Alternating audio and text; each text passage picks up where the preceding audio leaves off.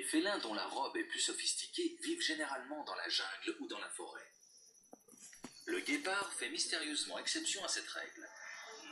La magnifique robe tachetée de ce chasseur diurne déconcerte les scientifiques. Le pelage du super-félin devra être un chef-d'œuvre de camouflage. Reste à choisir entre taches ou rayures. Le tigre est le seul à avoir une robe rayée. La plupart des autres félins sont tachetés. Hélas, les êtres humains ont la fâcheuse tendance à convoiter ce qu'ils admirent, et les tigres sont devenus les victimes de leur propre beauté. Néanmoins, il existe une autre possibilité qui pourrait s'avérer plus judicieuse, surtout pour chasser la nuit. Un pelage noir comme celui de la panthère. Une panthère noire, ça n'existe pas. Ce que les gens appellent une panthère noire, c'est très souvent un félin atteint de mélanisme, un léopard, un jaguar ou un puma. Voici Bajol, un léopard noir. C'est un léopard mélanistique.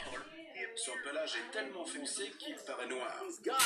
Mais si on regarde de près, on voit qu'il s'agit quand même d'un léopard tacheté. Le mélanisme est dû à un double gène récessif. Il est programmé tout comme la couleur des cheveux chez l'être humain.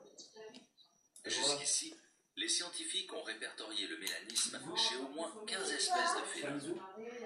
Ce que ça nous dit, c'est que le mélanisme est potentiellement bénéfique pour ces espèces. Peut-être pour chasser ou pour se reproduire, on ne sait pas. Mais ce qu'on sait, c'est que lorsqu'un gène évolue et perdure chez une espèce, c'est qu'il présente un avantage pour elle. C'est qui ça? Les recherches suggèrent que le gène déterminant le pelage noir est bénéfique, car il rend les individus dont la robe est noire plus résistants aux infections virales. C'est sans doute ce qui explique qu'il y ait davantage de léopards dans les régions ayant connu une épidémie récente, comme Java ou la Malaisie. Oui. Allez, allez là-bas.